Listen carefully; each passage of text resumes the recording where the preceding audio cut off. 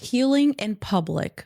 How to reclaim your story even when everyone thinks they know it. You're not responsible for correcting people's outdated versions of you. They think they know who you are. They cling to a version of you that no longer exists.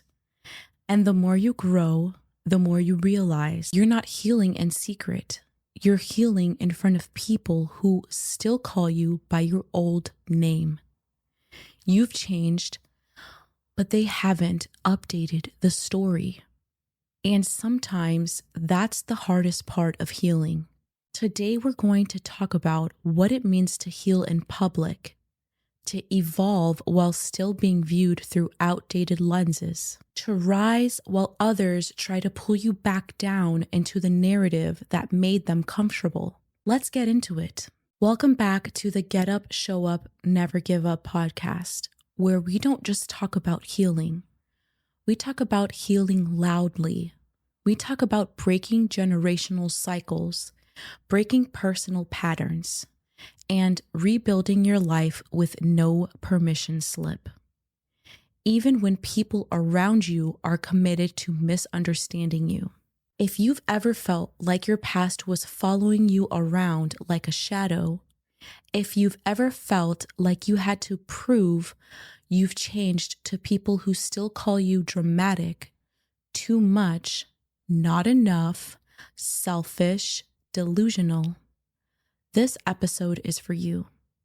Let's talk about how to reclaim your story, even when people are committed to misremembering it. Part 1, why people hold on to your old identity. The psychology of familiar narratives. According to researchers at Stanford University, the human brain is wired to prefer predictability over accuracy. What does that mean? It means most people will hold on to a version of you that feels familiar, even if it's no longer true.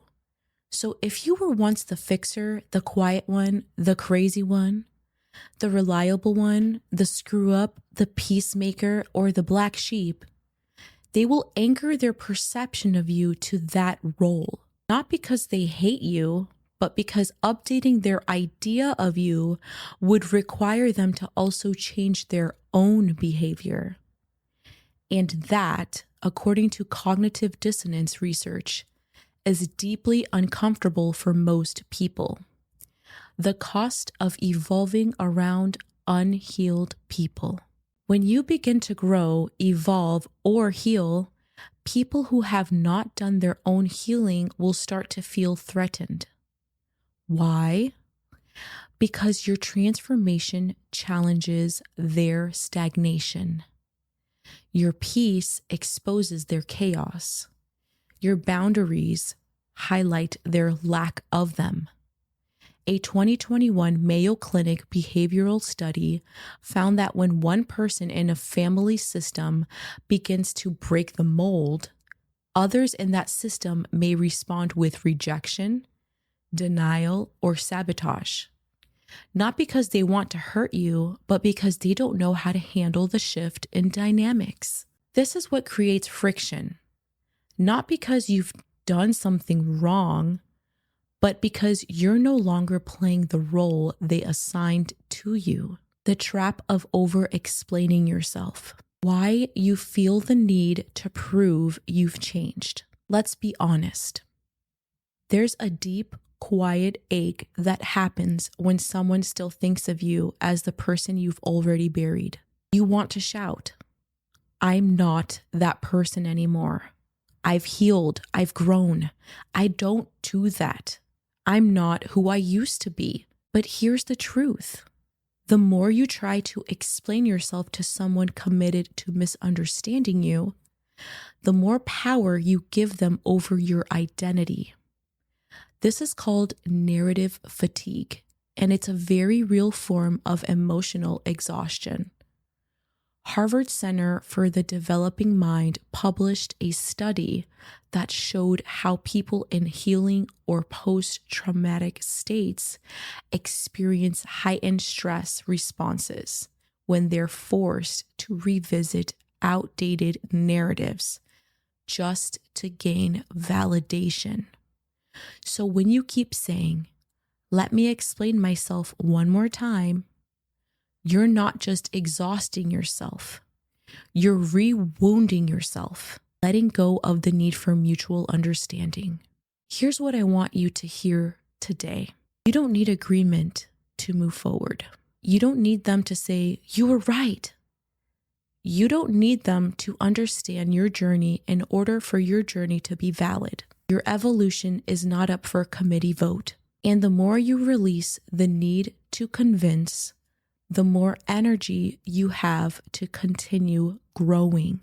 Let them hold on to the version of you that no longer fits. That's their burden, not yours, when their version of you is louder than your reality. The double bind of healing in public. There's a unique kind of pain that happens when you're doing the work. Therapy, reflection, journaling, breaking cycles, learning boundaries. And yet, someone walks into the room and treats you like you're still a version of yourself from 5 years ago. Not because they're evil, not because they mean harm, but because it serves them to keep you in that box. And now you're stuck between two realities. One, the version of you they refuse to let go of. Two, the version of you you're fighting to build. This is the psychological phenomenon known as role lock. According to research from the Journal of Personality and Social Psychology, people within tight relational or community systems, such as families, workplaces, or social groups, tend to freeze individuals in time based on their past behaviors or mistakes. It's a defense mechanism. When someone evolves, it forces the whole system to reevaluate itself, and many people just aren't ready to do that. So instead of adjusting, they double down.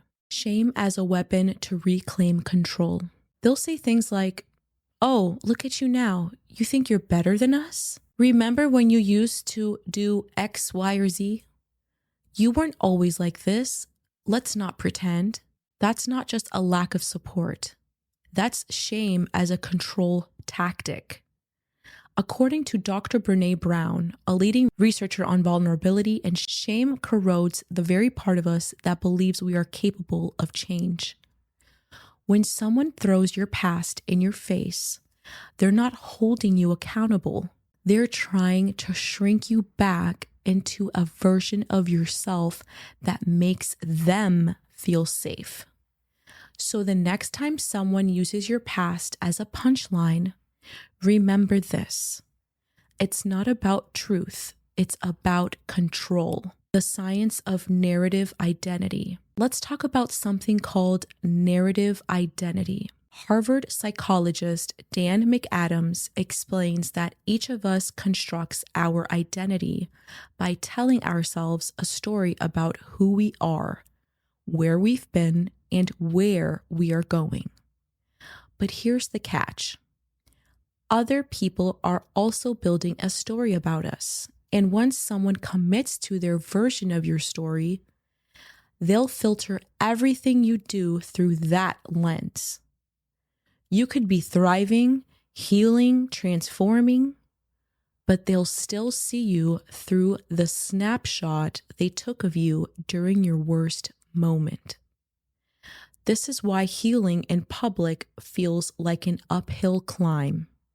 You're growing in spite of an audience that's clinging to old footage. Real world application, Mayo Clinic study.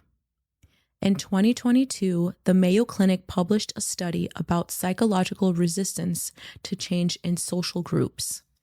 They found that when one member of a close-knit group begins to change, especially emotionally, the rest of the group often reacts with minimization, "It's not that deep," dismissal, "You're just being sensitive," mockery, "Oh, look, now you're a therapist." The study concluded that this behavior stems from an identity threat. Your healing challenges the stories people tell themselves about the past. And if your healing implies they caused harm, they'd rather paint you as dramatic than sit with their guilt.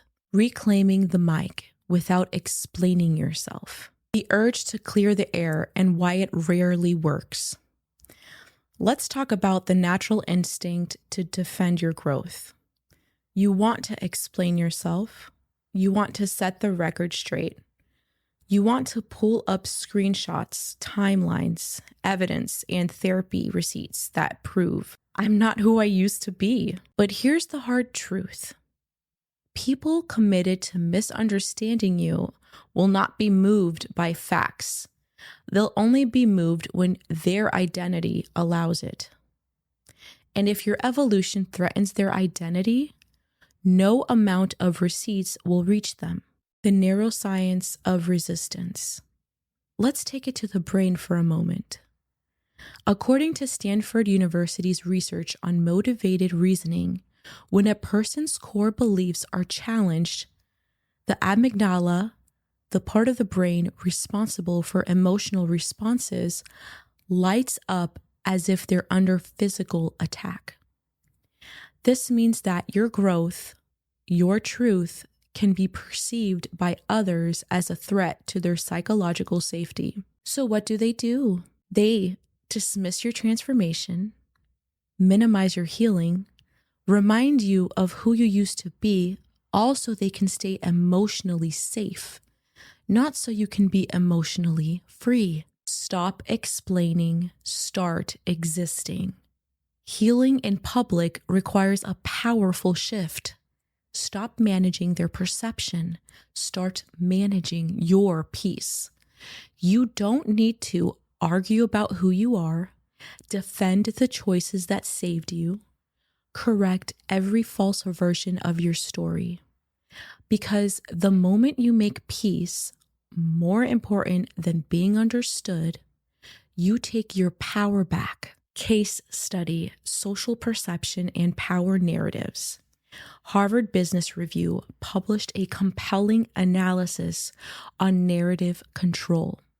They found that leaders who evolve publicly often experience 3 stages of perception. 1, doubt. People question the authenticity of your change. 2, discomfort. They feel threatened by your evolution. 3, distance. They either grow with you or detach. This cycle isn't exclusive to business. It's human nature.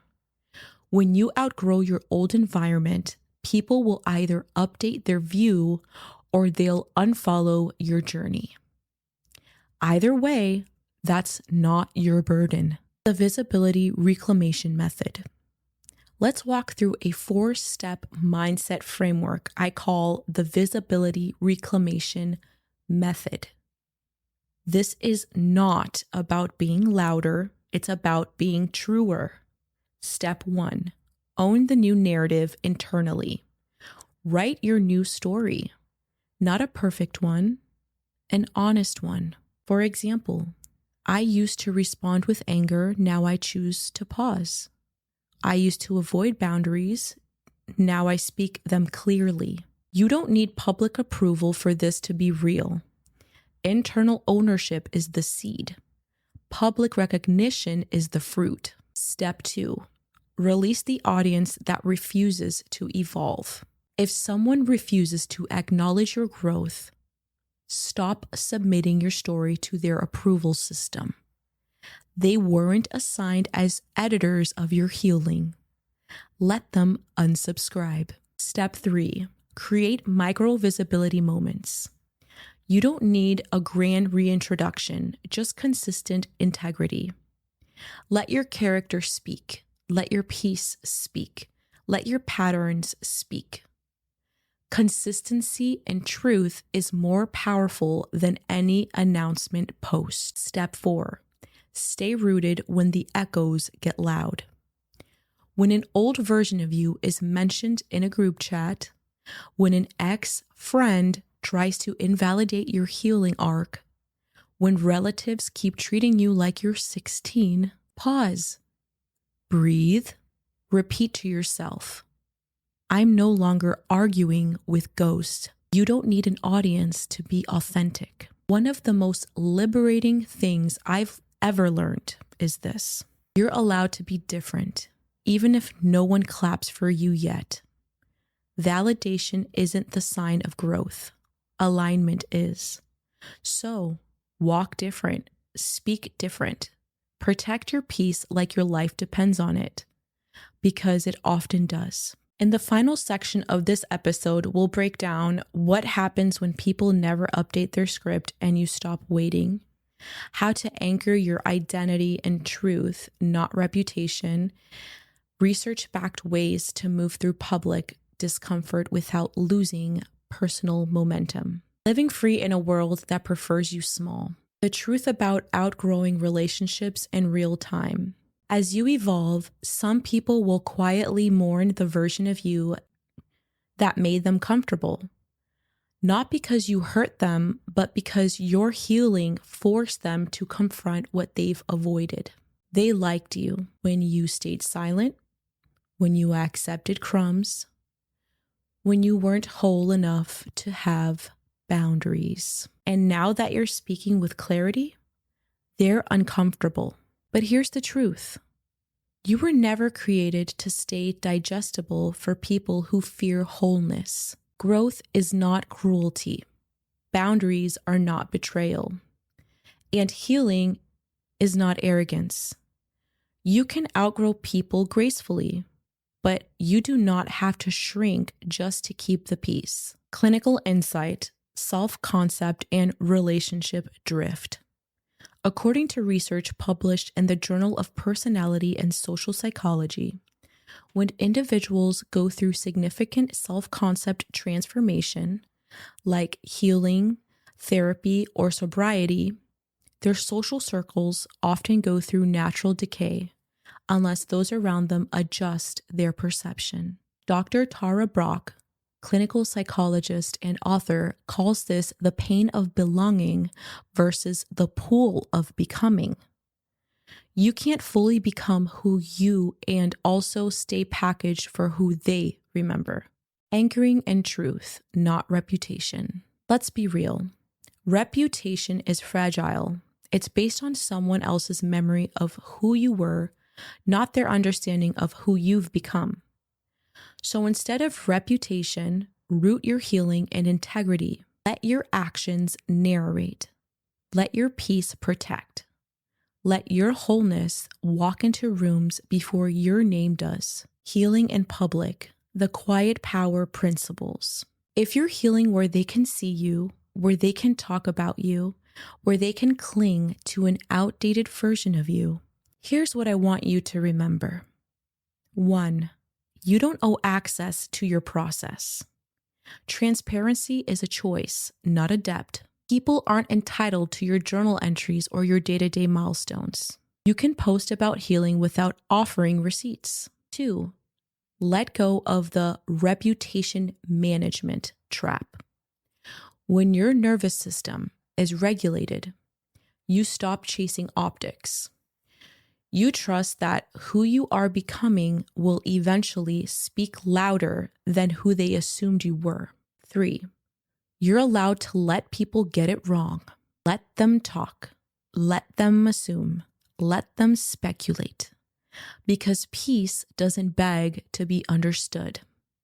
According to a Mayo Clinic study on emotional resilience, people who allow room for misunderstanding without compulsively correcting others show higher long-term stress tolerance and lower cortisol levels than those who constantly defend themselves. Here's a final reminder. Healing isn't just about you. It's also about the next person watching you. There's someone who has been silenced by shame, been erased by old reputations, been crushed by people who won't update their view. When they see you rise anyway, they'll believe they can too. So don't just heal for yourself. Heal out loud for the ones still whispering in fear. You may not be who they remember, but you're exactly who your future needs. Let them keep the outdated script. You've written a new one. You don't owe an apology for evolving. You don't need permission to live free. This is your story now. You're the only author who gets the final say. This is Get Up, Show Up, Never Give Up, where healing is real, wholeness is loud, and becoming is non-negotiable.